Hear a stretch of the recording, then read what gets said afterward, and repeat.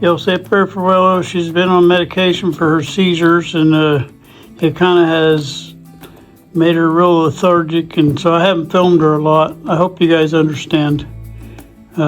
Just wanted to give you an update. Some people were asking, so this is Willow. She's having her morning breakfast with me, but she's not doing well, so I hope she gets better.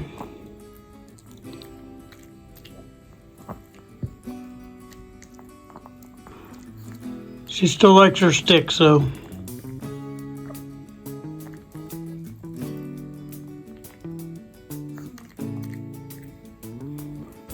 All right, thank you guys for watching.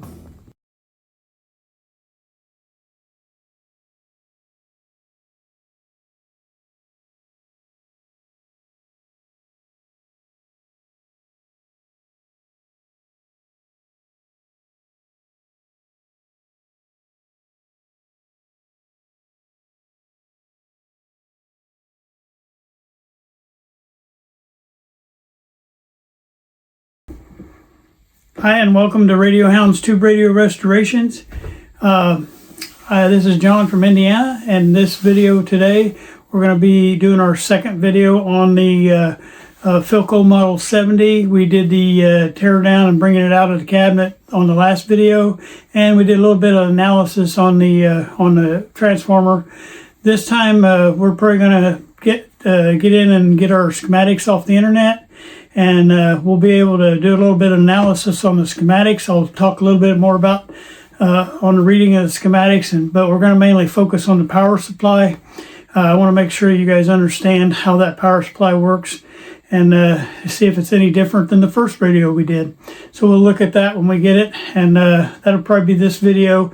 And I don't think we're going to get too much into recapping yet, because I want to make sure we understand everything we're getting ready to work on this radio. There's a little bit difference between Philco and Zenith, and you'll see that as we go along.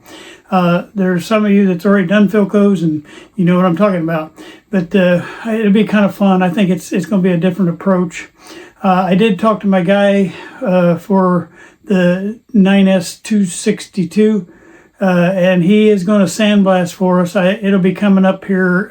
So by the time we get done with this Philco, we might have the time to get that one started and tore down and get that over to him for sandblasting. Because this chassis, that one is really bad, and I don't think the navel jelly will do it justice. So I'll just have him sandblast it, and then we'll be starting off fresh. But that'll be a whole chassis tear down on that one. You'll get to see how to do that kind of thing too. Be kind of fun. Thank you, and I hope you enjoyed today's video. A lot of people are still asking me where I get my wire and what size wire I use. I did a couple videos on it, but I'll make sure I do it again here. I used a 22 AWG Remington wire. It's Remington Industries. And mine is a stranded wire is what I use. Now I do carry some solid too, so sometimes you need the solid wire. The stranded wire is all the movable, flexible parts in your radio where things are going to be vibrated and moved. Some of that solid hookup wire is, used in places like it's not going to be moving, like filament type of wires and stuff like that, but you can still use the stranded on the filaments too. Make sure you get 600 volt PVC, and it holds up to 105 degrees on temperature too. It does really well. I'll hold their card up here, and that way you guys can get a good view of their card and have an idea of I guess I don't have any contact info on that side. Right here you go. On this side, your contact info is on the back. And hopefully that'll help the ones asking the questions.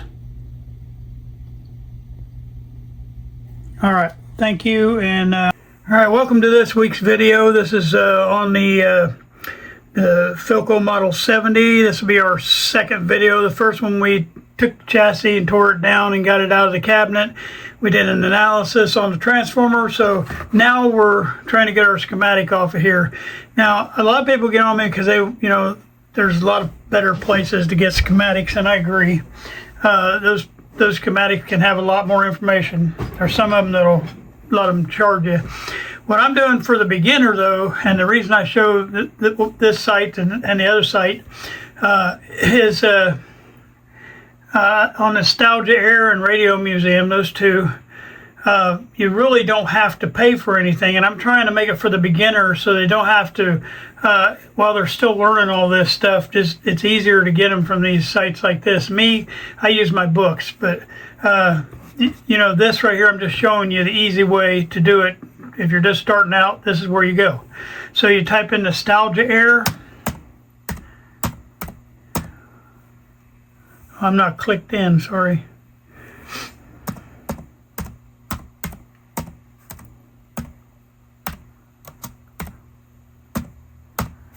Okay, and then we go to that, and then you want to make sure you don't go to a sponsored one. Always go there and then bring up their website right here, and then you go to resources. All right, then you come up here by manufacturer on the top here, and then we're going to go down to Philco. It's alphabetical.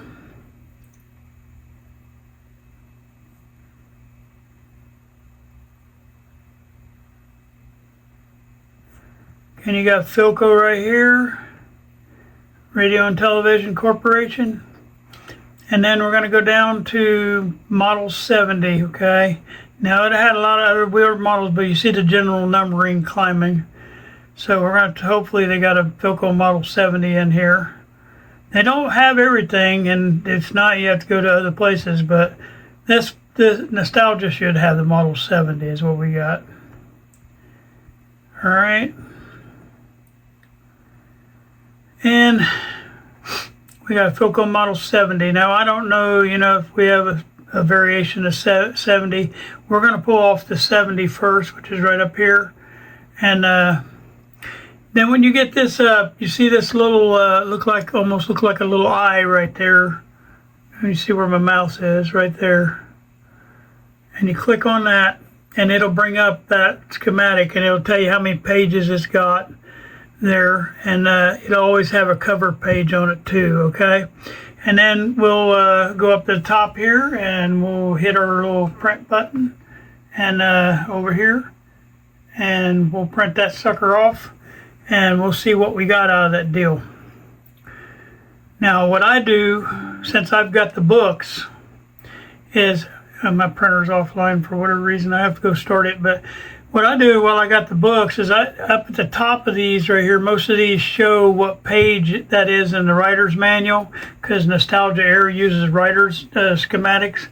And so I can go pull that out of my writer's manual, and it's a whole lot better copy than what you got here. So usually I'll always have the book sitting beside me when I'm going here. But anyway, we'll take a look at this here. I'm going to go get it here in a minute, get my printer online, and I'll be right back.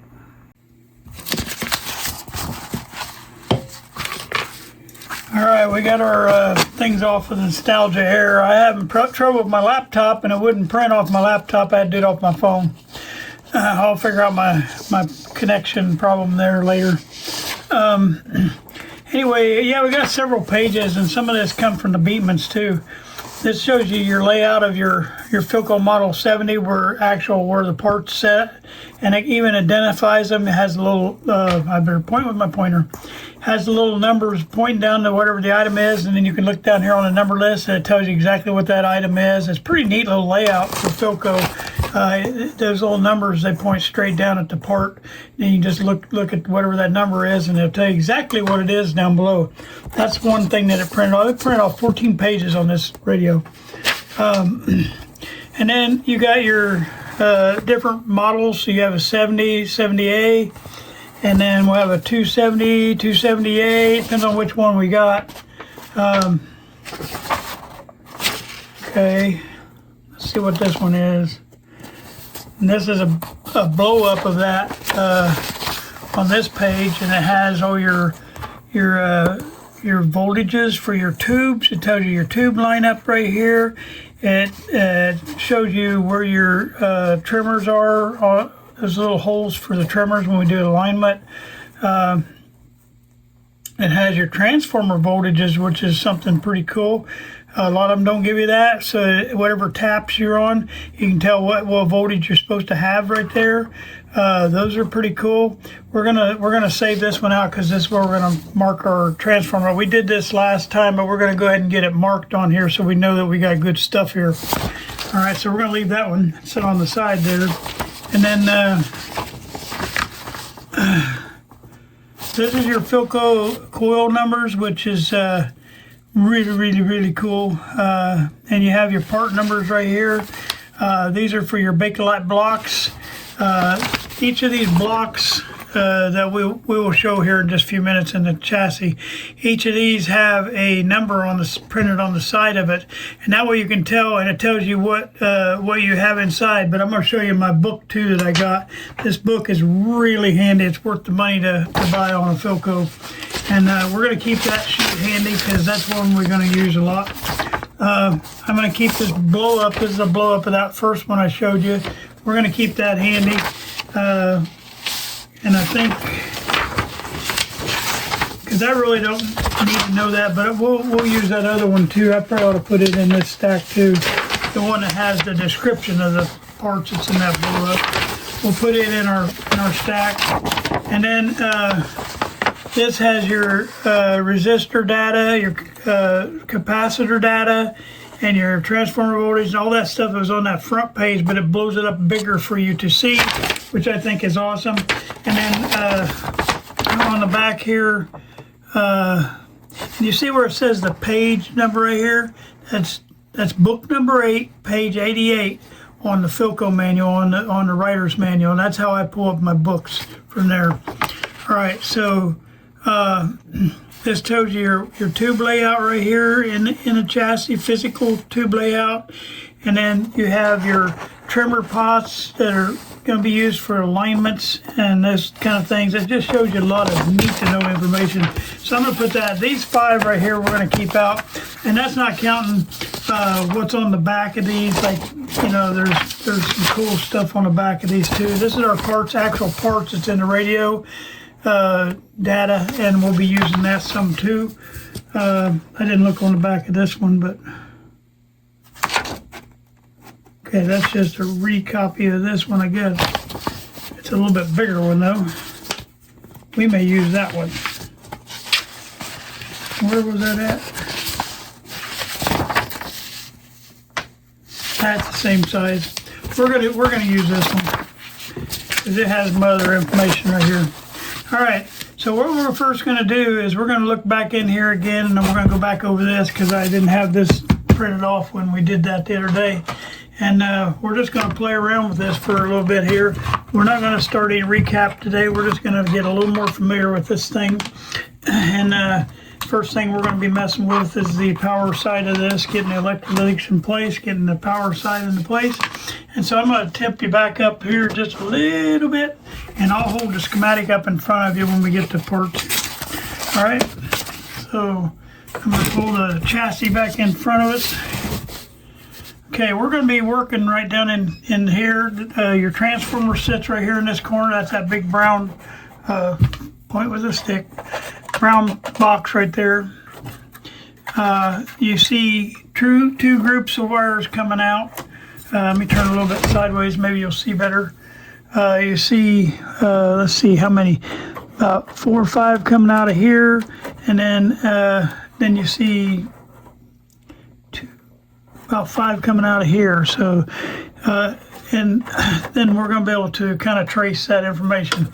Well, the first thing we did, and we did this the other day, but the first thing we did is we looked at this. I think it was the first thing, I can't remember. But we looked at the, well, we'll just start at the beginning. We're going to start right here, right where you're coming in the plug, okay? One side of that plug goes up here and it goes to a little switch right there. And the other side of the plug goes straight into the transformer, okay? So we're going to look at that part first, okay? All right, your switch is where you're coming in off your line cord. This dark brown cord is your line cord. There's one side of your line cord and there's the other side. So we're going to figure out which side's the neutral. We want to go straight into the transformer. Okay, so this side right here, see that big bright yellow wire? And it goes straight inside the transformer right there. Okay, so we know that this is our neutral wire. Okay, so that's going to be one side that we're going to clip onto for sure. And we did this last video, but it doesn't hurt to do it again. I'm not going to get any hurry on this restoration because it's just a learning experience. All right, and then the other side of your excuse me, lose my voice. The other side of your plug goes up here to a switch. Okay, so we're going to go find that too. Now you know it's going to be a heavy duty wire because it's coming in on this bigger wire that's bigger than the other ones. So you just find the other bigger wire, and that bigger wire is, if you took it from the transformer, you're going to come back up to a switch. So we follow the big yellow wire and it goes right up here and it goes up to this switch right here. And this is an old-timey switch right here, but that is the switch. And on the outside here, you'll see it. There's the front of the switch right there. Point with that. That's the front of the switch, and that's where that's going. All right, so we know that's the other side of our wire, so we're going to clip on our other side right here. All right, and we'll clip onto the hot side right there. Now, what we're doing there is we're directly checking, and I'm going to get my multimeter out here where we can see it. All right, so we're directly checking. We're checking that transformer. We're checking, when we do it that way, we're checking this side of the coil. We're clipping here and we're clipping on that side of the switch, and so we're making sure this coil's good. And when we do, we got a 5.6 right there. Okay, so we know that winding's good on that coil. Okay, now if we want to check our switch part, then we just got to clip on the other side over here, and we clip over on the other side of this switch. So I'm going to move this over here, and they're side-by-side switches. So there's the other side. I got on the other side of it. Instead of being on this side, I'm over on this side now. And then I'm just going to look at our thing. Now it says OL. But if we turn it, I'm going to get my little knob out here. Okay. So if we rotate this switch, it should come on, right? And knob ain't gonna be big. That's too big of a knob. We gotta find a better knob. Oop.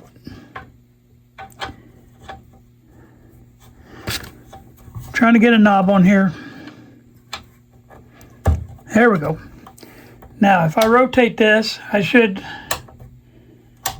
get something. I can't tell because my thing is right over the numbering.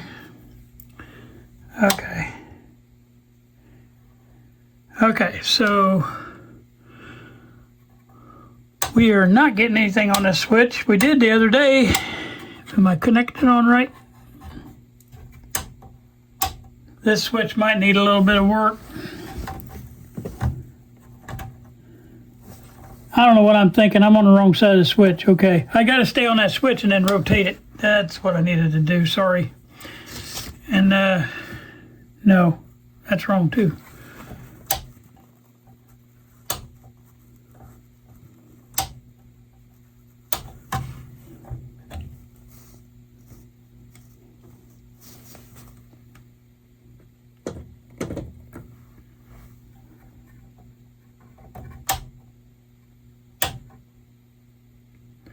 I don't know where my brain is. I needed to be down here on this.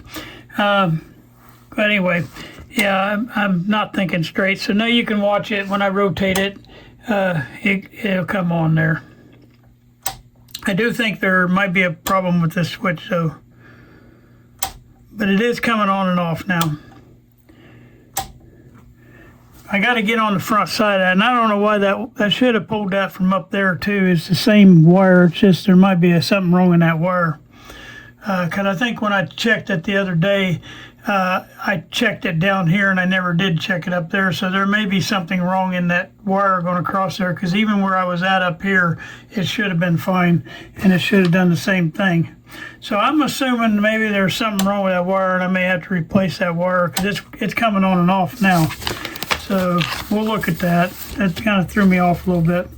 Bottom line is we do have some kind of connection there. And then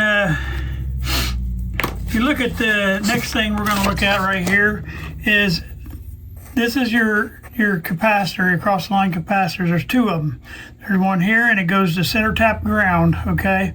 So these two center tap to ground. Well, where is that center tap ground? What is this? Okay, you got a little arrow pointing down here. It says numbers 47. I don't know if you can see that on this camera or not.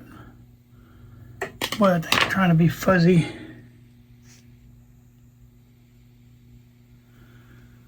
There we go. We can see it now. It says 47 right there. A little number 47. So that's where you can go to that chart that we had, and I'll pull that up here. And you can see what 47 does, okay?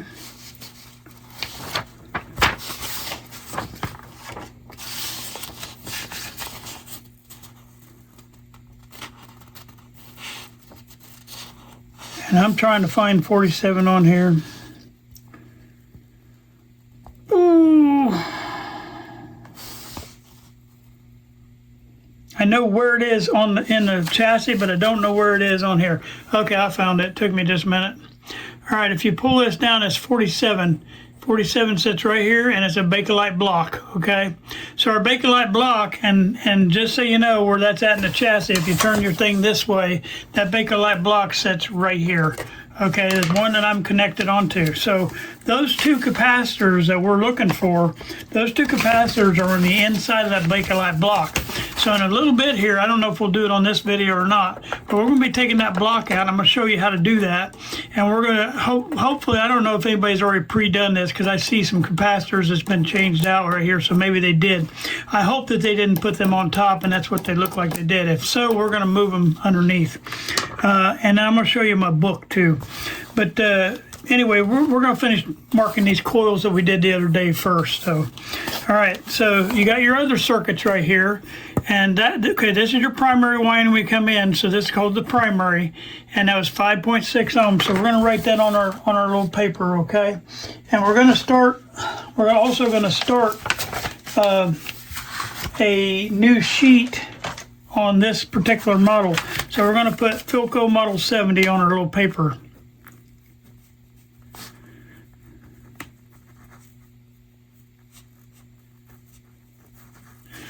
Okay, and then the primary things that I put on here is the primary, secondary, and center tap. So I put primary on here, and then secondary, and then center tap. And so my primary is 5.6, okay?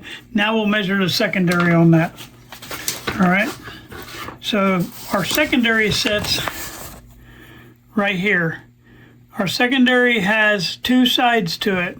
It has the high voltage side, that's where you got the plates.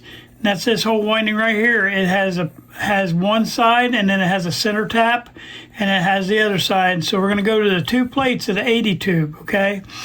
All right, the 80 tube is set up as this on the filament side is pin 1 goes right here. I can go ahead and mark it for you.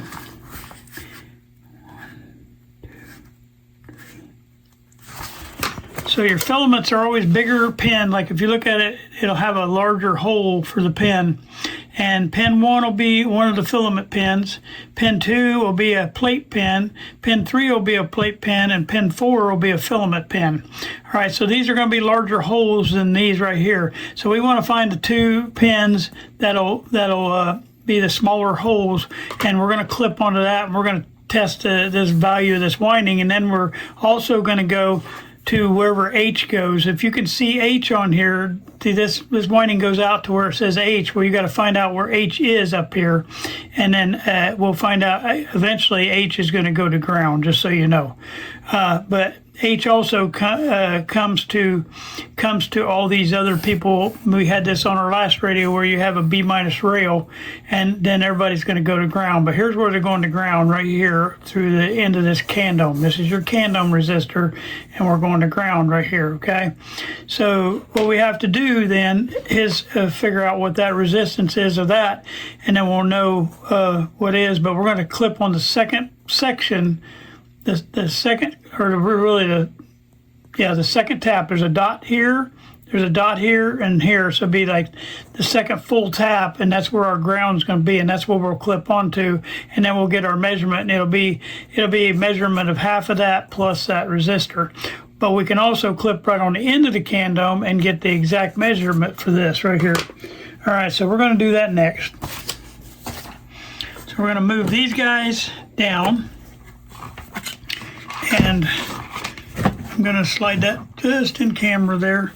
Okay, you have your bigger ones and your little ones back here. And I don't know if you can see it on camera, but it's kind of hard to see. But your 80 tube sits right down in here, and there's how you can tell that is there's only 4 pins on it. And it's the only one on the radio that has just 4 pins. And then we can clip on to that, and we figure out which one's the larger is. I did on the wrong two. I got to put it on this one. Sorry. I think it's this one and that one. All right. I'm blind and I put it on the wrong one. All right, so the 2 pins on this side are your small pins, and you can see on here that we're getting 267 ohms. All right. So we got our 5.6 ohms on this side, okay, and then over here on this one we've got 267 across this full range right here. So if we clip on the end of the candome, then we're going to find out on that end that we should have half of the 267 on that end of the candome if we clip onto that.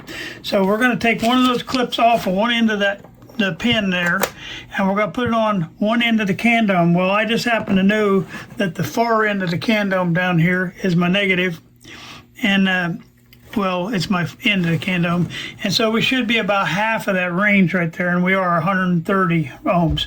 Now, if I want to check the other side of that, where I just checked 1/2 of this coil, but if I want to see if there's connection from this center tap line to the other side, then I flop these wires around, and I move the other wire up to the other pin. So I just move that wire up to the other pin, and that's 137. So if you added those, that's our 267 that we had total. All right, so we know in that case that we've got a good continuity on the hot side of this 80 tube, okay? So that's the next thing we're going to mark, and we mark that. We also know that we got good continuity back to our candome resistor, so we know that this line here is good also. Next coil we're going to check in the transformer is this one right here, and this is the filament pins on that 80 tube, and we'll see how it turned out. So if you already got two, you know the other 2 is your filaments on there, and so you clip onto them. That's the other 2 pins on the 80 tube, and we clip onto that. Should be really low ohms, but it should be ohms, and it's going to be just not quite 1 ohm, and that tells you that you have good continuity on this other coil that's doing your filament side right here. So we know we have good continuity up to there, okay? So that's our next thing. Our next thing we're going to do is this winding, and you notice we got 2 windings here that we're going to have out here. So that means that there's 2 different filament voltages out there somewhere, and we're going to try to figure that out next, okay?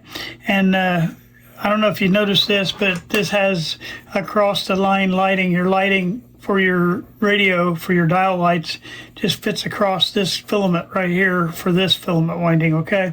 So we're gonna have two other set of filament windings plus a center tap off of each one of those, because each one of these filament windings have a center tap too. And we're gonna have 2 filament windings and a center tap to still check. So we're gonna go in there and do that now. So I'm gonna try to figure out one of these and go there. So it's gonna, the filament windings goes to the all the other tubes up here. So we're just going to follow these wires out, and most of it's going to be right here in this big batch of wires coming out of the transformer. It's going up into here, okay? Now I'm sure, okay, we already know that we've covered all the wires for that tube, so we're going to have our first tube it's coming to is this tube right here.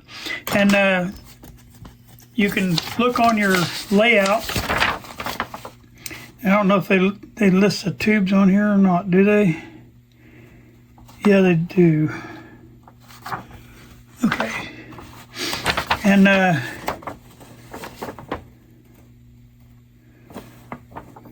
we got our rectifier, and then we got our power tube. Our power tube sits right here, and I'm looking at this chart right here. So our power tube sits here, and this next tube that we're pointing at right here, our rectifier sits right here. Our power tube sits right here in this socket right here. And it looks to me like our power tube might be on a different voltage than the rest of this run over here. So I'm gonna assume that this is probably one winding, and then this is the winding for the other rest of these. And we'll verify that here in just a couple seconds, okay? So I'm gonna follow these up because we know this whole batch of wires is all what's going up here to these. And I gotta figure out the ones that's going to this tube right here, and that's gonna be our power tube. And let's figure out what tube it is, and then we'll figure out what pins is what on it. So I hope that makes sense. Go back to our schematic. Where did I put it? I don't know. Oh, here it is. All right. So our power tube is the 47 tube, okay? So I'm not gonna move the camera, but I'm gonna hopefully move the book, and I'll bring it over here to you. Okay, 47 tube. I'll pull it up here in front of you in a second. I didn't mean to hit the camera. All right, our 47 tube. Now what we're just looking for is the filaments on this, okay? So our filament voltages is on pins 1 and pins 5. Pin 1 and pin 5, that little teepee looking thing, that's your filament, okay? And filament also has a tap off of it that goes up here to this last grid up here, the suppressor grid. So we will try to find pins 1 and pin 5 on this tube.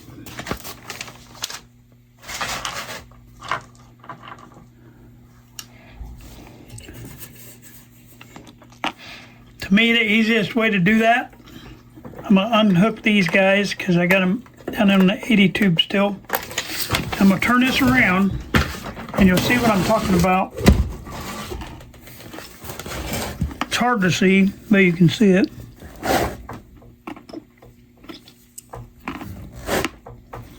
To me, these are are the hardest tubes to figure out.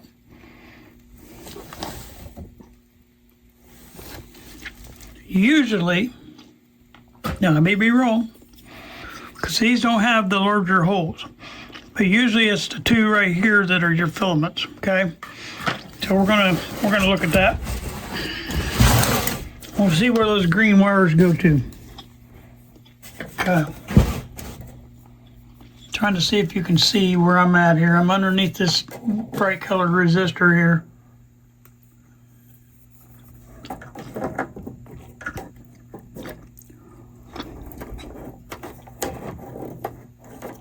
Trying to see if I can peel back the layers and let you see good.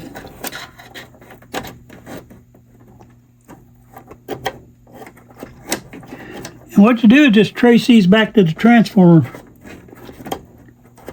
And I think I'm right.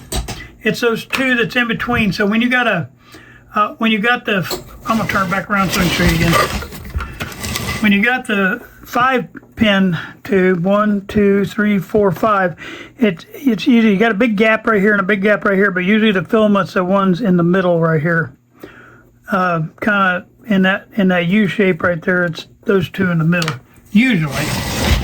And we'll try that and see what we get. We should get a very low ohms again, okay? I'll get everybody back in the picture now. All right, I'm gonna clip onto that pin and that pin. And here we go. We got 0.08, not quite an ohm, and so we know that one's good. My thing just fell off. All right, and we need to put 1/2 of this, okay? Because 1/2 of this on one of these goes straight to ground, so it probably won't show much difference, but you do know that you should have some kind of continuity to ground, and that's what you need to know. Now it's going to probably jump around on this one because of the other capacitors in link, but no, well, I guess not on this one, but there's, okay, hold on just a minute. So this is probably the one that goes over to the candom. Then let me try that. I was trying to figure out which filament string we were on this schematic.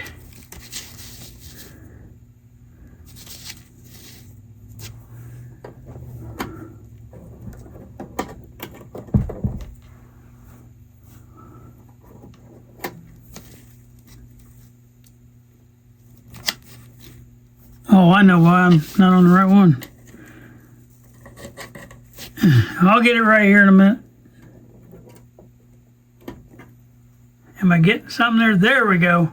And you probably, even because it's so low ohms, you're not going to see much difference on here. But that's me connecting to the two different sides of that filament, and I'm connected to ground down on the bottom here behind this on the candom, and that's where that goes. All right. That covers that. So we know that that one's good. So now we got to check the other filament string, which is on this tube. Oh, I'm up too high. I'm sorry. It's this tube, and the rest of the tube's going around this L shape right here.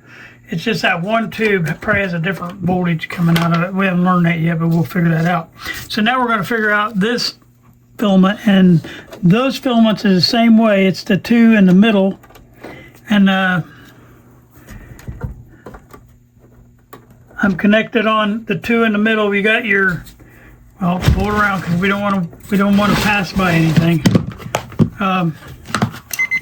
Just a minute, I'm all hung up in my words. Okay, all right. Anyway, you see where you got your 5 holes. Well, you got the big gap here and the big gap here, so it's the two in the middle as your filament holes. Okay, get out of the string. It's that one and that one's your filament. It's in between these 4 right here, and then you got the bigger gap on either side. That's how that works. So that way you can tell that where your pin, what was it, 1 and 5 is your filament pins. All right. So we're going to go back over here and get out of these. I got my multimeter all hung up in those wires. But we'll get set back up, and you can see my filament voltage is kind of low, but that's what it is. That means we got good voltage right there too. It also tells me that the one that center taps to ground is the one we did before, and then the one that's doing this right now is the one that's going to go to our light bulb and everything like that. I'm not even in the screen. This one's the one we're on right now, and the one we did before is this one, but both of them are good. And we're going to go ahead and mark that complete. So we know that we've got a very good transformer with no problems in the transformer at all. Okay. Our next thing we're going to check is we're going to check this candom. Now, I don't normally you have the values right here on the candom. Normally you can see values right here. I don't see any, but it does have a numbering. So maybe it's on a number somewhere on one of these charts. So let me try to find that, and we'll see what we can do with that, because we kind of need to know what the value should be. And it has the sections. So hold on. Yeah, hold it right back and I'll try to find it. Okay, it just took me a second to find it. Okay, here it gives you a number. That's number 1, number 2, number 3, number 4, number 5, number 6. And then when you go back to this chart right here, this gives you your resistor data. And the one we're looking for is this one right here, number 36. And how I got that was off of that chart that showed the top of this. I'll show you that. I got that 36 off of this chart right here. Well, on this one it's 40, but on the other one it's 36. Hold on, I gotta find the right one I had.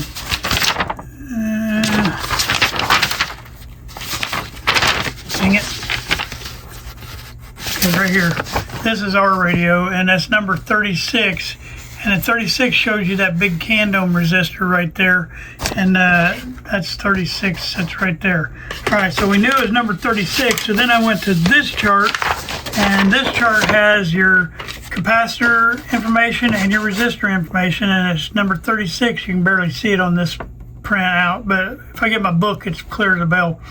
And it tells you the tap, like between taps 1 and 2 is 26 ohms, 2 and 3 is 850 ohms, and then 3 and 4 is 1650 ohms, and 4 and 5 is 1060. And so it'll lay that information out in front of you. So I'm going to see how many we got, because I don't know if they're counting the...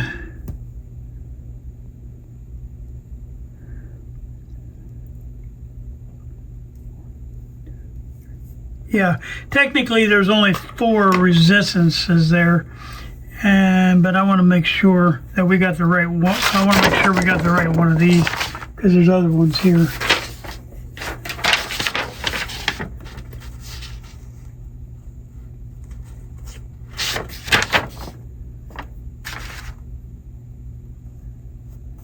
Ours might be the number 40, and it is. I'm sorry. Okay, the one we have is the one that has that long tubular thing as a number 40, because see, we got 6 taps here, and the other one only had 5. So 36 there's variations on these Philco Model 70s. You got all kind of different 70s. You got, as you saw when we printed that off, there's like 5 or 6 of them. So ours is the one that has the 6 taps, and so it says the long tubular, and it gives us our taps from here to here. So our first tap is 1060 is what we're looking at. Okay, so we're going to go in there and we're going to measure those taps now. All right, it'll start down here on, oops, bump the phone, hang it. I keep hitting the camera really bad. This is the high end. And how I can tell that is it's coming off the electrolytics down here. And electrolytics always going to go there first. All right, so I'm going to go from there to there, and I should get 1060 or somewhere around that.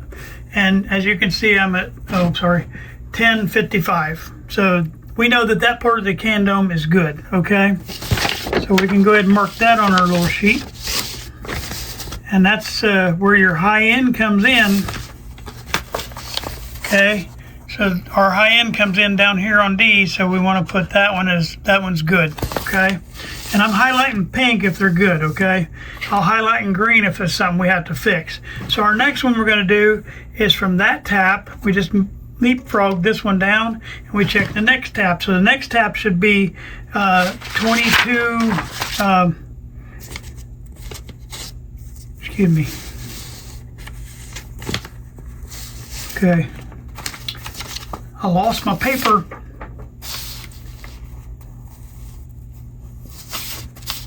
Flipped it over. What did I do with it?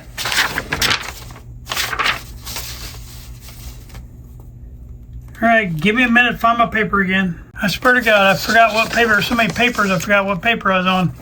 All right, so as you can see, that one, the 1060 was good. Now the next one was 2300, and we're 2320, so we're good on that tap too. We can mark that one right. And now I know I'm just on the same paper and just flip it over. Okay, so I'm gonna mark that section as being good. So we mark from 3 to 4 right here as being good. All right, now we're gonna go to the next section, and we're gonna flip that over, and we're gonna look at that one. And the third section should be, as you can see right there, 70 ohms, okay? So we're gonna go back into here, and we're gonna leapfrog from there to there, and we should have 70 ohms. And I have 244 ohms. There could be a reason for that. Might be some attached.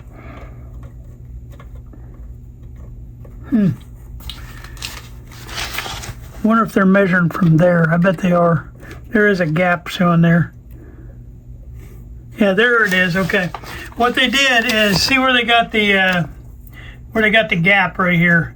Okay, they don't measure in between. I was measuring from here to here, but they just measure from here to the ground. And that's what I did, is I measured from there to the ground, and I got my 74 ohms. My last one should be measuring from that end to that end, and it should get 180 ohms. And I'm trying to get there, hands working. All right, and making sure I'm on the right one this time. Okay, there should be a tap on the other side of the ground. Maybe I just don't see it.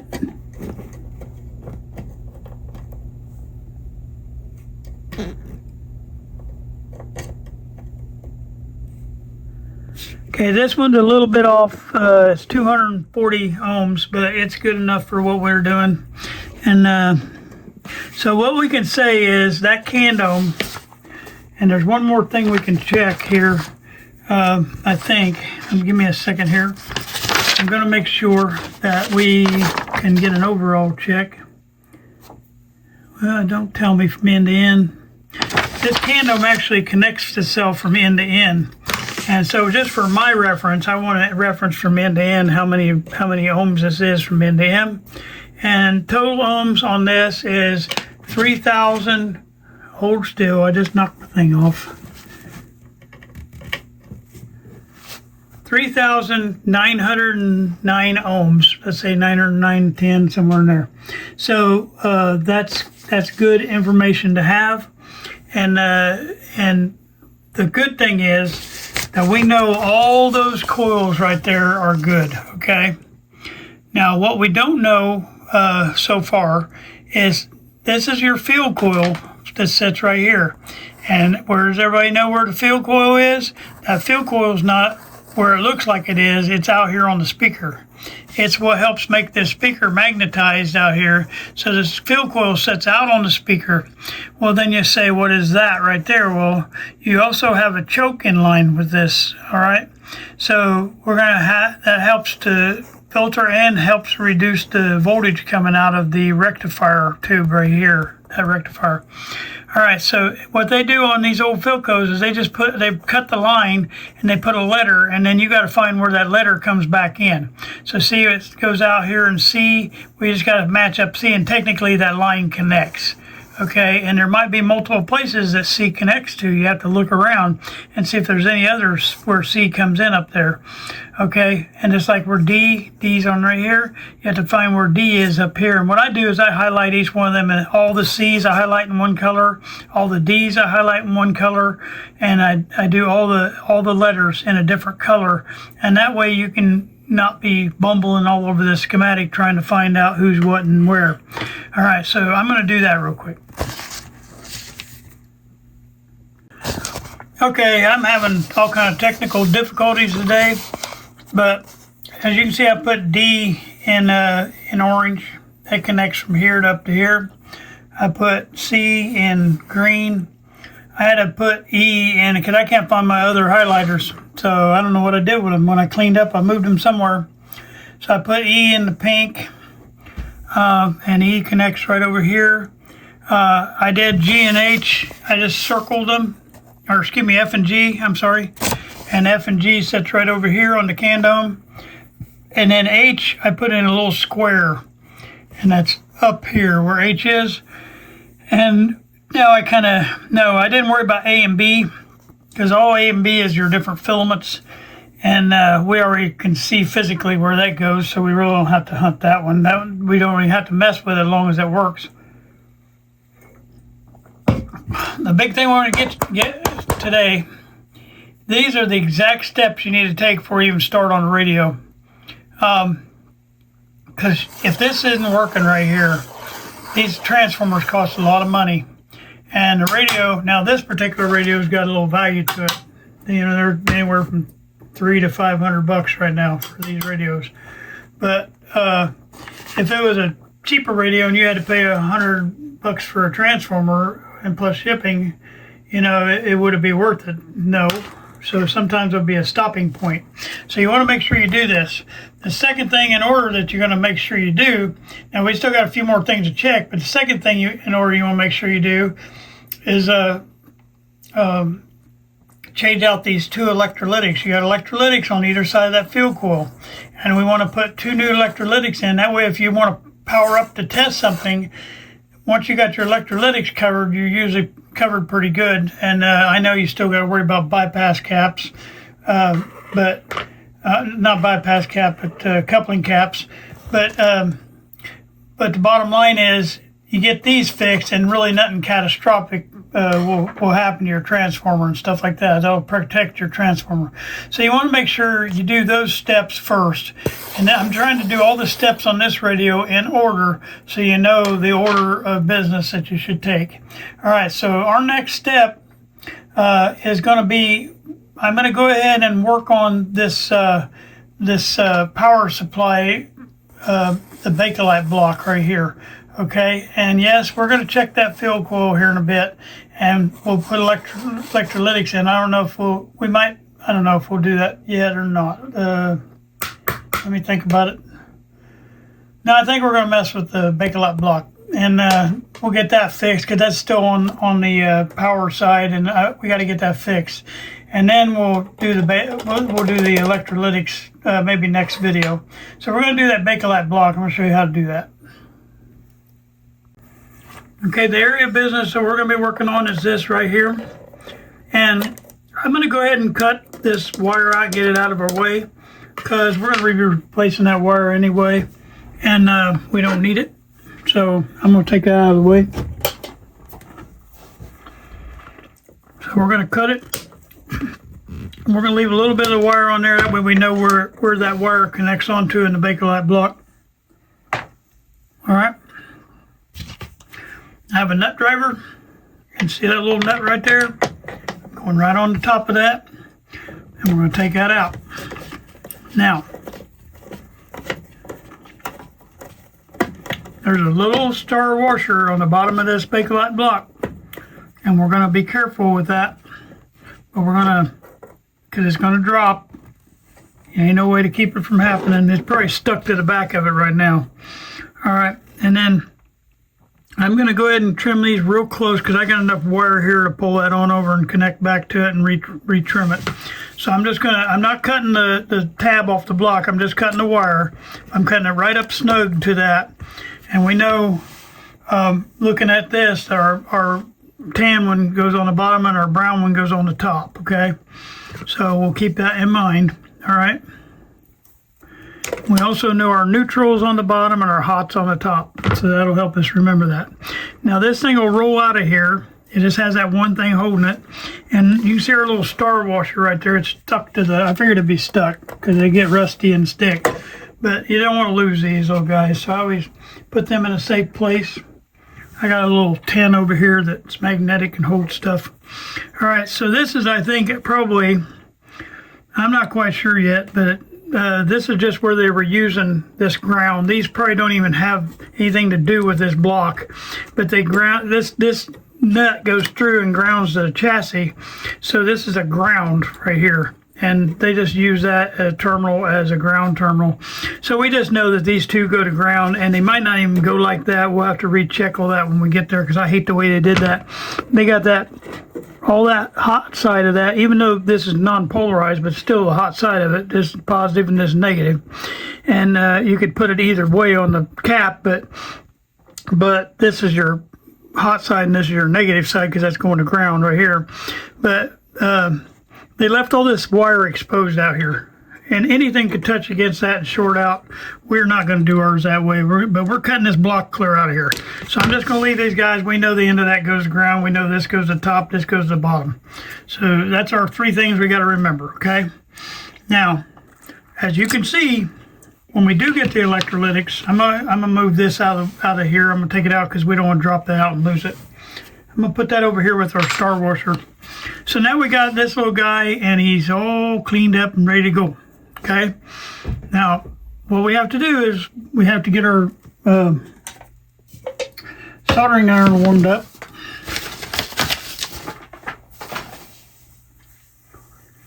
All right.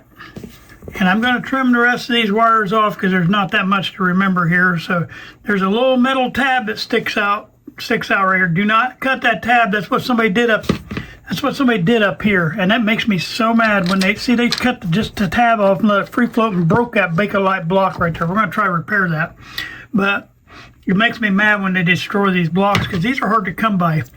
And but I'm gonna cut these off just flush with that tab, and then we'll clean off the tab.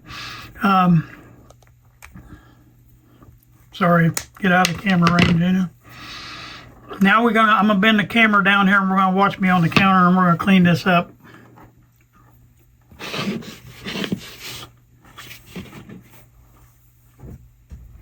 I'm letting my soldering iron heat up just for a second. Now, if you want to know what I'm doing in the background, I'm making noise and acting weird. Well, it's because it's Easter candy's out, and I'm eating my eggs right now. And I munch on junk when I'm sitting here doing this. Probably not good for my body. Because I'm a diabetic, I probably shouldn't be eating it. But every once in a while, I treat myself. And I went to the store today and found they just now put the Easter candy out. So I'm kind of excited. And of course, this probably will come out closer to Easter when that video comes out anyway. But I'm enjoying my malted milk ball Easter eggs. I'm stalling too, so my soldering iron can heat up. All right, here we go. Now, all I want to do is clean off these tabs. You'll see what they look like when I get that done. Turn that around where I get my hands out of your way. They've got so much junk and so much solder. This is why I said I don't like the other way of melting solder off of here, because there is so much stuff on here. You would fill up your solder sucker in 10 seconds, but just on one terminal, because they got so much stuff on there. And I wonder if this would, hey, let's try we'll try our new tool. See if this will help me. I don't know if I can do it or not. Is there anywhere to grab a hold of? Like that, maybe? Let me back this up. Back you up. That'll work. Go in a little bit. Yeah. I don't know if that'll stay or not. We'll see.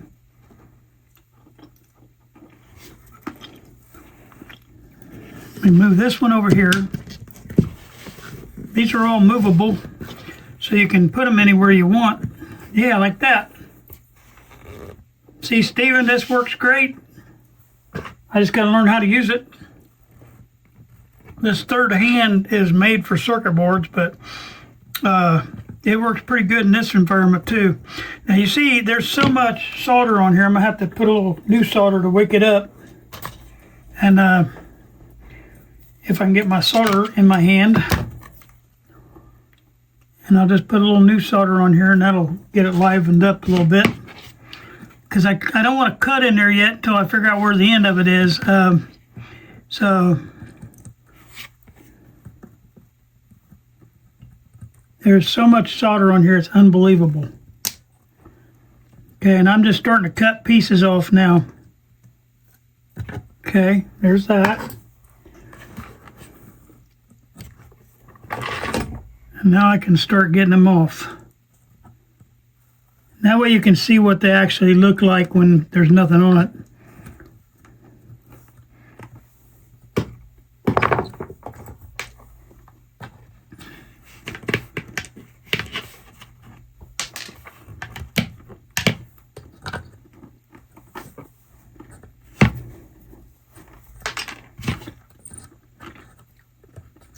It does not have a hole in it.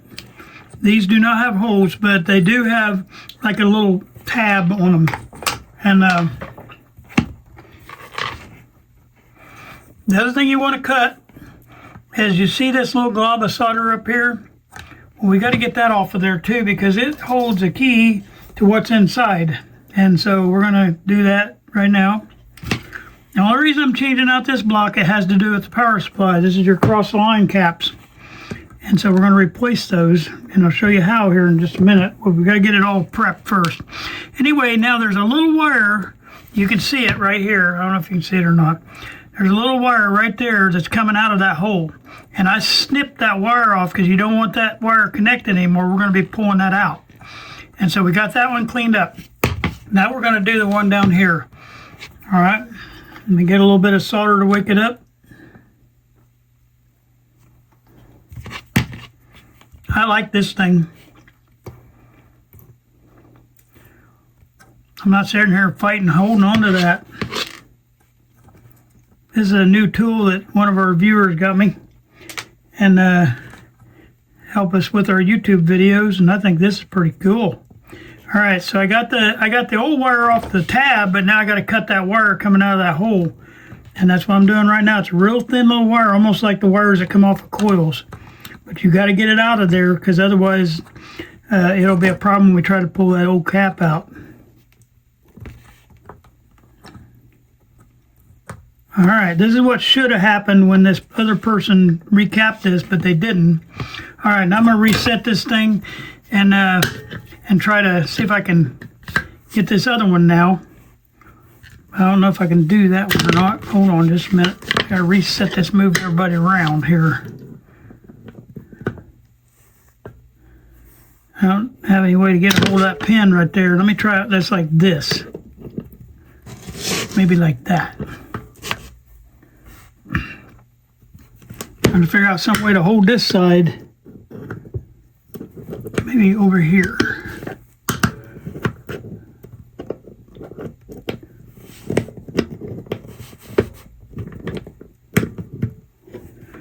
I don't know. I'm going to just try it like that.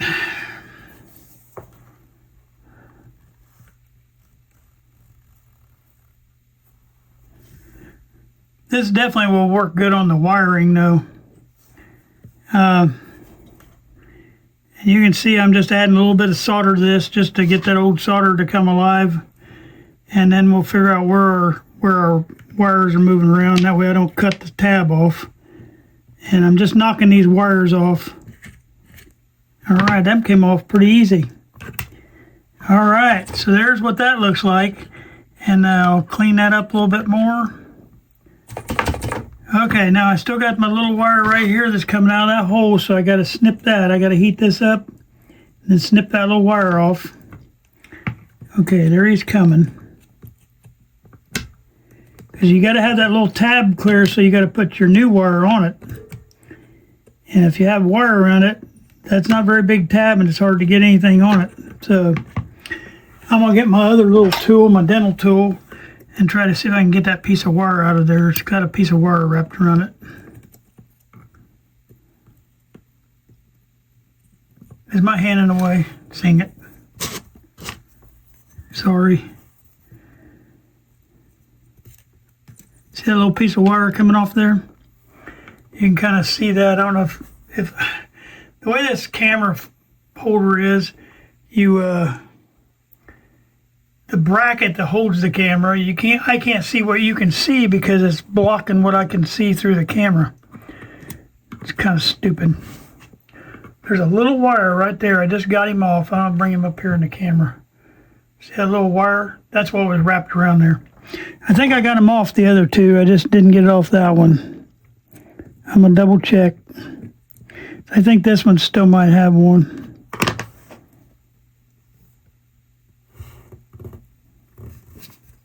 I hope my hand's out of your way.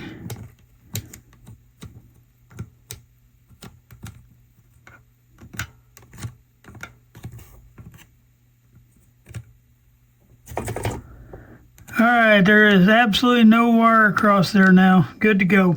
All right, so that part's done. So here's what it looks like all cleaned up. You have 3 ports coming out. There's 3 holes coming out of there. And they all go, the holes come out and go to these little tabs on the outside edge right here. Okay, that's one problem. All right, now we can clean up our mess here. Set this guy out of the way. We're done with this thing. Our next thing to do is get our big pliers. All right, and you want to expand your pliers, and we're going to look at this number. There's a number on the side, okay? And I don't know if you can see it in this light. It's 3793H, I think. Okay, so I made a purchase, and you can make the same purchase. Turn you on to another book. I'm going to back you out here. It's called Philco, Condensers, and More. And this is the best book I ever got when working on Philco radio. And I'll show you how to look that number 3793H. All right, I'm gonna open this book up. There's a bunch of stuff in here, but these Bakelite blocks are in here. And we're gonna flip through until we get to the Bakelite blocks. And here's your Bakelite blocks, and it lists them by number, okay? So we're going to look for 3-7, and they should be in numerical ascending order, okay? So we're in 3-6 right now, so we're going to keep going till we get to 3-7. And then when you get into the 3-7s, we got 3-7, hope I'm not blurring your camera, 3793H right here. It tells us it's in figure 4 on page 218. So we're going to go to page 218 of this book, and we're going to go to figure 4. Not 434.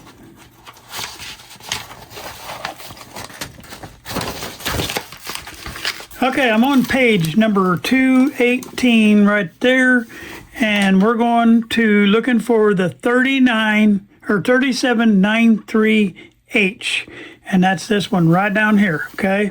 Well, it tells us what's inside that capacitor. It tells us it's a 0.015. That's what capacitor's in there.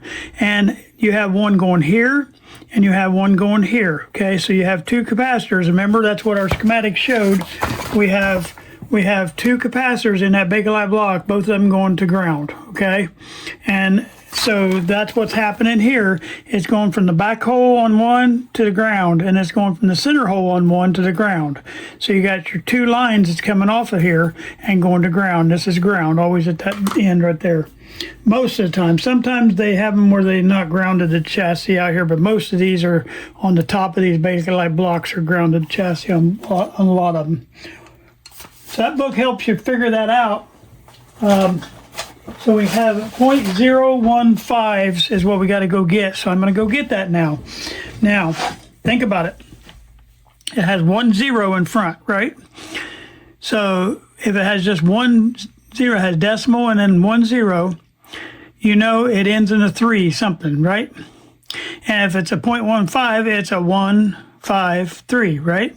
So we're going to go get a 153 out of our box.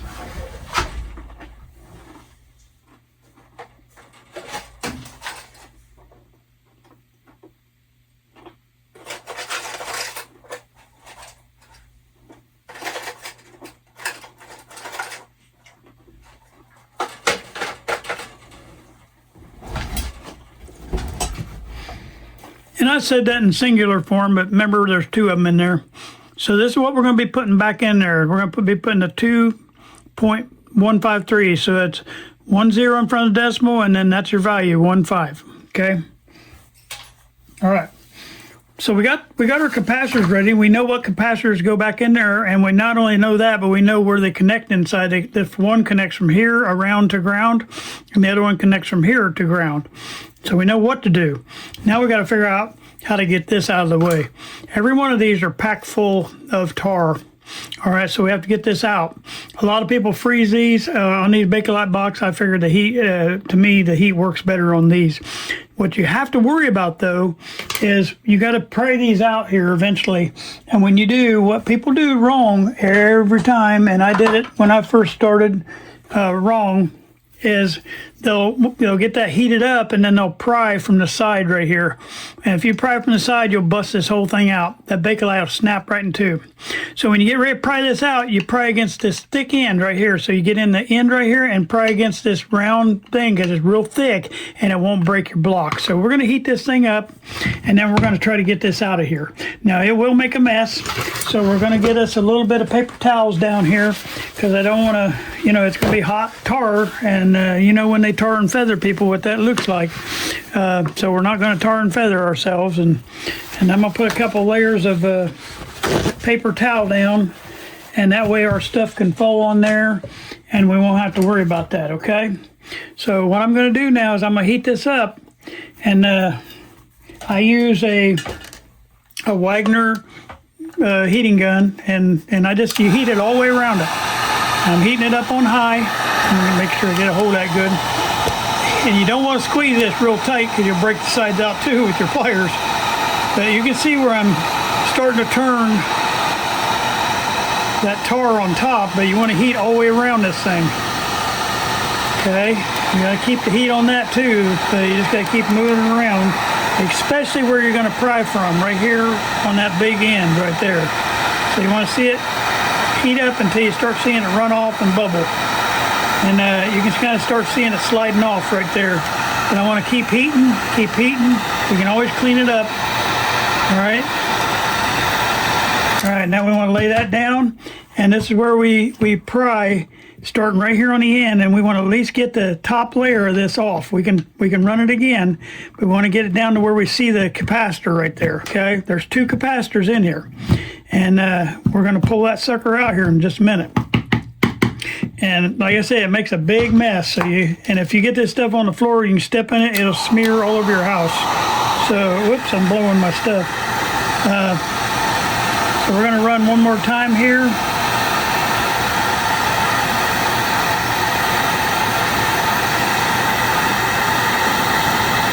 All that'll drop off.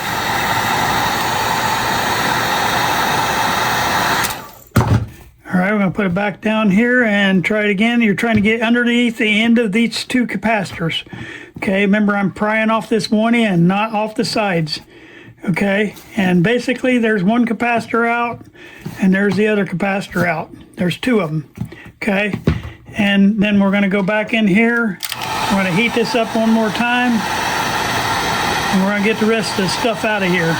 The rest of this stuff should come out pretty easy. The capacitor is what makes it hard. And don't do like I did it. I forgot to lift this up high enough where it didn't blow my stuff all over the place. This time I'm blowing it up big enough, or getting hot enough so I can get all that stuff pried out of there. And basically we're just scraping all that tar out of there. And this works quite well as far as getting this stuff out. There's a lining in there. I got the lining out now, and the rest of it is just tar, so it should just come right out. And then don't forget to get the stuff off the outside too. It'll harden up a little bit to where you can get a hold of it, but we'll look at these caps here in just a minute too. Okay, we're gonna have to get one more heating on this. It had a lot of tar in it.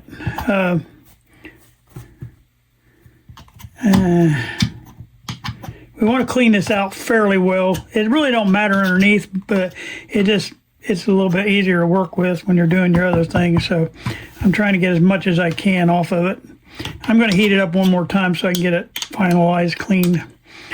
All right, then I'll probably heat it one more time to wipe it down. All right, you can see what I'm doing now. We got it pretty much the inside all cleaned out. I just got to get it warm enough to where I can wipe it down.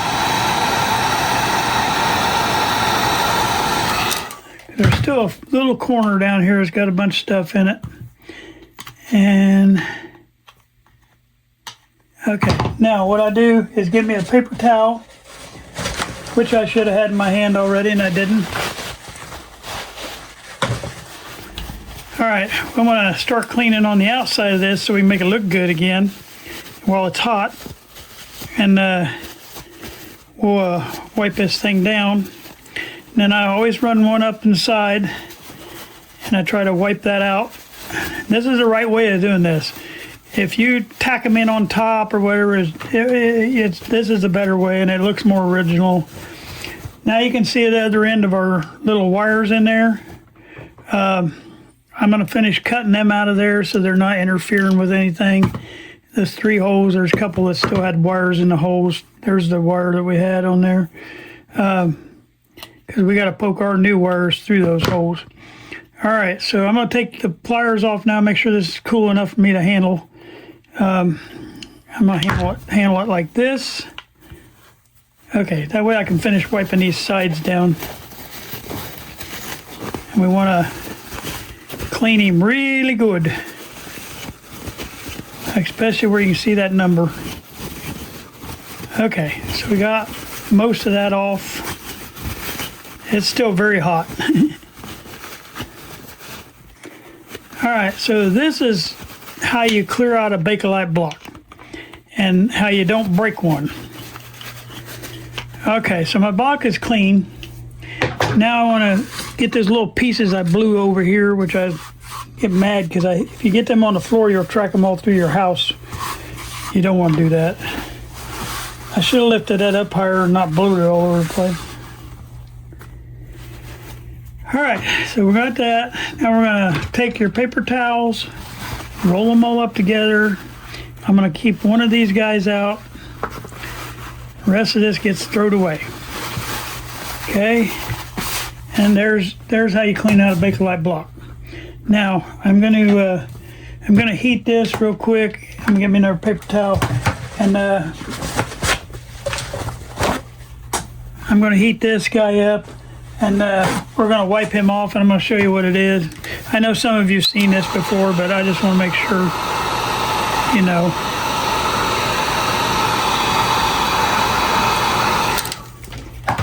All right, we're going to wipe this guy off.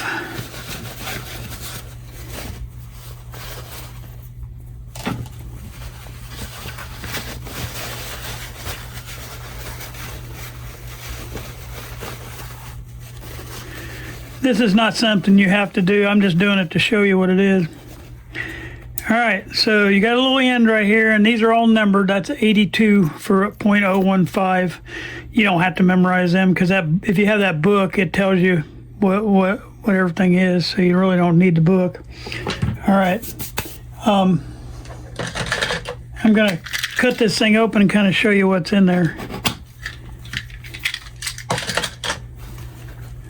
Like I say, you normally just take these out and throw them away. But if you're curious like I am, I want to see what they're made of.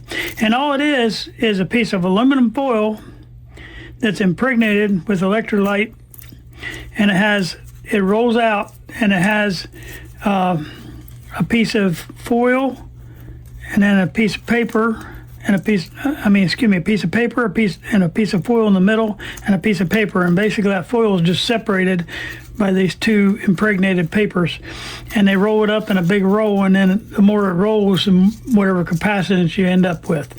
And that's what's in there. There's 2 of those in that one for the power side. All right, so that's getting thrown away now, and now we got our little block. Okay, now what we do, we already know how to wire it for our book, so all we do is I bend these up, because if somebody ever takes this back out, it'll have the numbers facing out. So I bend them like that, and I make my first one in the center hole, and then go down the ground hole. Okay, and I push it down in like that, and I'm pushing these wires through the top. Okay.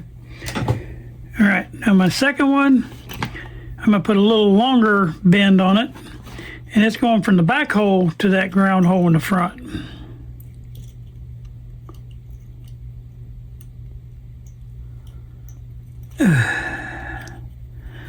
I'm sorry, my eyesight is so bad anymore. All right, and the next person that pulls this out of here, they'll know that they both have 0.15s in here, okay? All right, so now I got all my wiring out the top, and all I do now is I take this and I bend these. I'm gonna bend these out of my way just right now. I'm gonna bend this around that pin right there, and this is where you need your pliers. And I make it short enough to where I can not have to fight all that extra wire on there. All right, so I'm going around that little tab right there.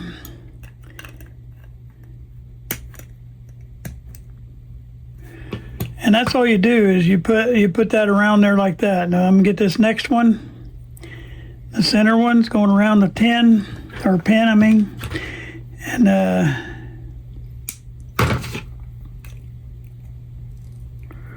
this last one will have two because there's two of them going to ground right here. That's why I said you need them other wires out of your way because you barely got enough room to get these on. All right, cutting the two extra wires off.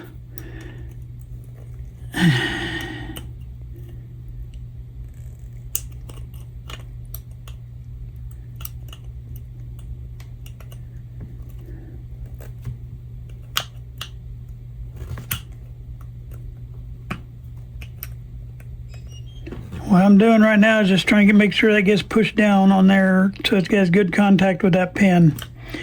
All right, so all these are ready. All I got to do now is solder. I got to solder these 3 points.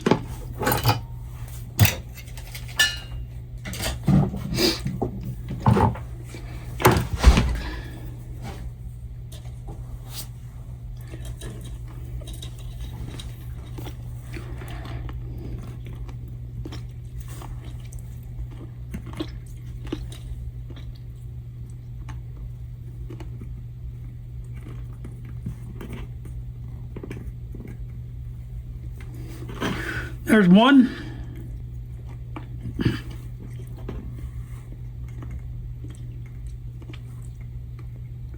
There's two.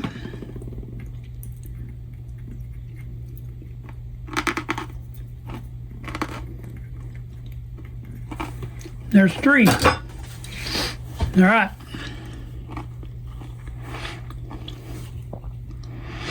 So that being said, that's how you mount up a new Bakelite block.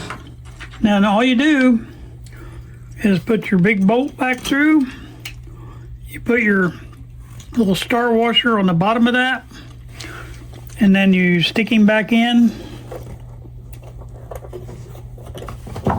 and tighten it back down.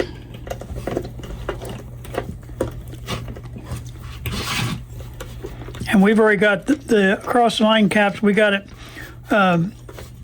replaced. Now, I don't have the value of, you could put an X1, Y2 in there. I don't have those right now, so I'm just putting the regular ones in. It doesn't hurt, but it would hurt less if you had the right caps in there. I'm in the process. I got some numbers on caps that are those X1, Y2s that are better than what I got, so I'm going to try to get me some of them coming. I wouldn't have had that value anyway. So that being said, that's how you change out a Bakelite cap. We got it back in. So all I got left to do then is just trim this wire flush and re-tin these and get them back on. And now I'm not going to reconnect those capacitors that are floating out there because I don't like them, so they're going to be changed out. But all I'm doing right now is trying to free up this wire a little bit so I can get it on there. I'm having trouble because at the end of that's still boogered up. There, I got it. All right. Now remember, when you got old wire like this, you want to use this flux on it. That way you can get it tinned up. All right, let's see what we can do with this guy.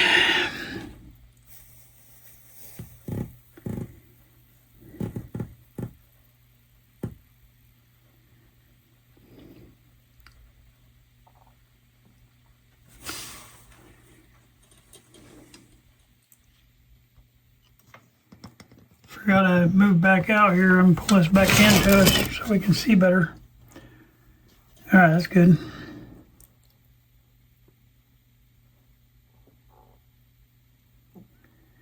It's hard to get these old wires to take solder. You have to get all that oxidization, I can't even say the word, oxidization off of them. And eventually it'll take, though. Just takes a few minutes to get it really good and hot and put fresh solder. Just keep putting fresh solder on it. And eventually it'll take us. This one's almost there. You just got to let the soldering iron sit on there for a minute.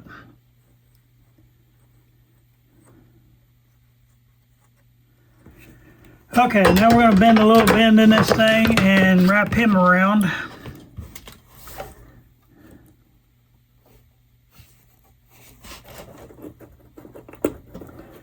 Now we're gonna tack him, but we're not gonna fully solder this because we got our line cord coming into this. So we don't have a bunch of solder on there, but I am gonna tack it just so that won't be knocked off of there. Okay. All right, so that's tacked back on. Let's get the other side done.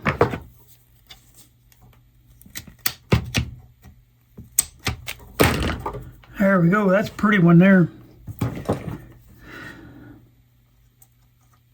These cords are nice. They're still in good shape. Now, this is how that person up at the top should have done that capacitor instead of breaking that tab off. They just broke it off and tacked in.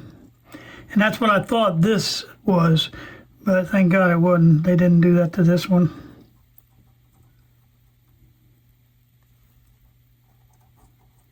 You have to get these wires really hot to get that off. And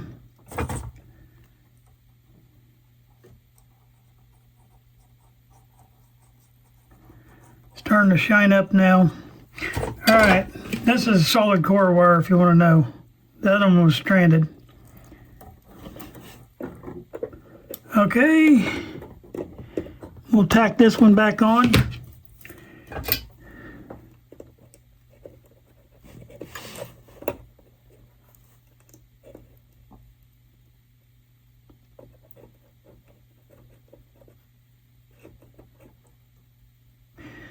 And I'm being sloppy.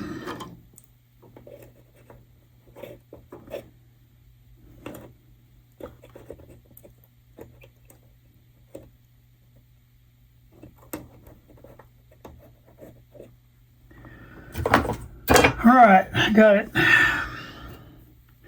right, so I got my wire back on with. We're not going to tack these back on because I'm going to try to find a better ground for these to go to anyway. I don't want them down here with the power supply. So we're going to just leave these guys up out of the way. We know that end goes to ground. I think I'm going to call this quits on this video today. We still got to get the electrolytics changed out. What they've done here, I'm pretty sure, is this is a ground lug right here. That little lug right there.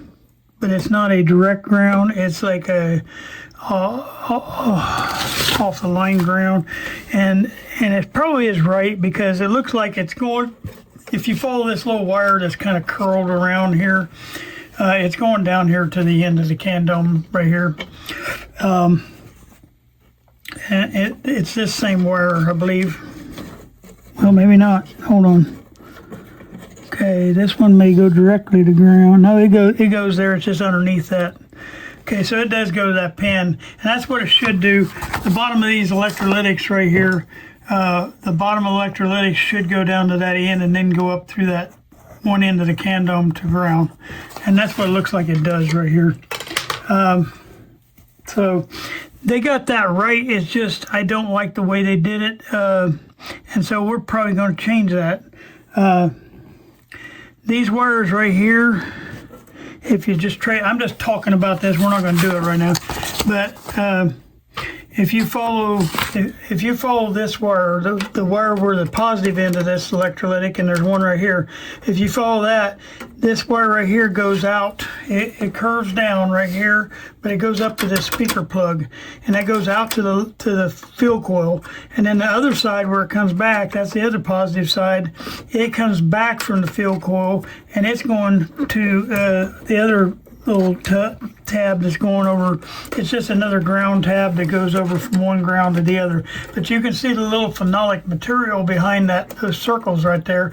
That means that's not a direct ground. It's going to pass over here and go through the ground after it goes through this end resistor.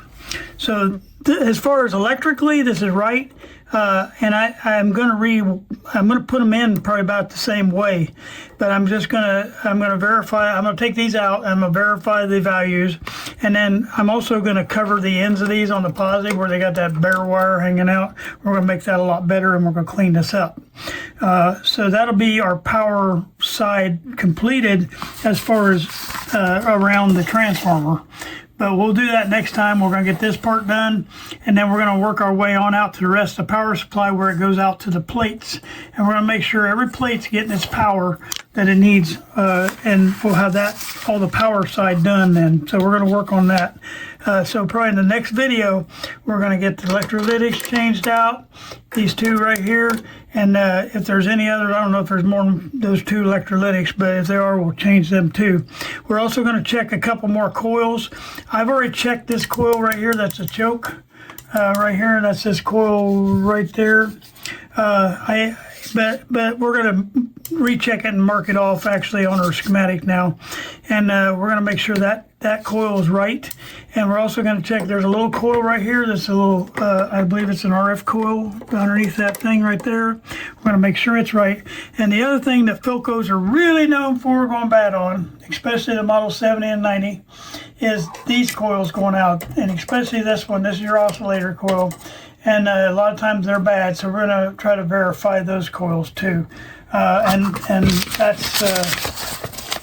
that's this coil. Always your oscillator kind of sits down below the main drag right here. So this is your oscillator down here. So we're gonna verify all these coils are right too. So we'll probably do all that on the next video. So that's my plan. I'm sticking to it. If you have any questions, reach out. I hope you enjoyed today. We did get one of our Bakelite blocks changed out, but there's a bunch more. There's 1, 2, 3, 4 at least, and then we got these two guys are like a Bakelite block. They're packed in tar. There's that one. Probably has a couple capacitors in it. I know this one I think has 2 or 3 in it, and we'll have to be changing those out. Now these are non-polarized capacitors in these little gray metal boxes, but we'll be taking this off and tearing it apart, so you'll see what that's like too. All right, if you have any questions, reach out. Thank you for watching today. I hope you enjoyed what you saw today. I hope that you learned a little something from what we did today. It's a nice little radio that we got, and we're going to end up with a really good looking radio after we get that cabinet done. So I'm kind of looking forward to this one. And you say, John, what are you going to do with all these radios as we get them done? And I haven't really thought about that, I'll be honest with you. It's not a money-making thing to me, but you know, I'll have to figure out exactly what we're going to do with them because I can't keep them all. So we'll figure that out at the end of a few radios. Maybe this spring or summer, I'll figure out how to move them along.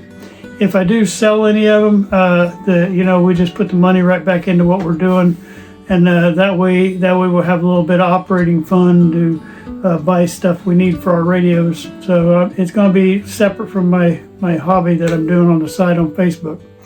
Also, I got, I don't know, 6, 7 radios given to me that are smaller tabletop type radios, and these are more like the All-American 5 type.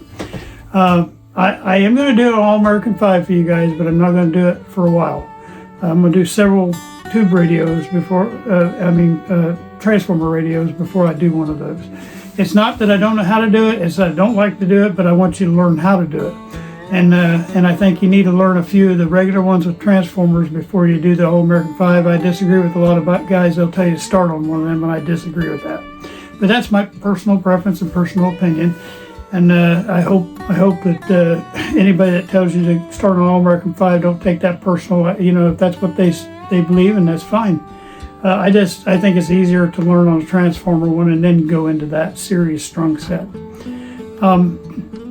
So anyway, I got those radios that were given to me, and I'm thinking about, you know, what to do with them. So we'll figure that out. All right, please share with your friends, like and subscribe. We got a lot of people piling on here, and I'm getting, some really good questions and things like that. And so I appreciate everybody. Thank you.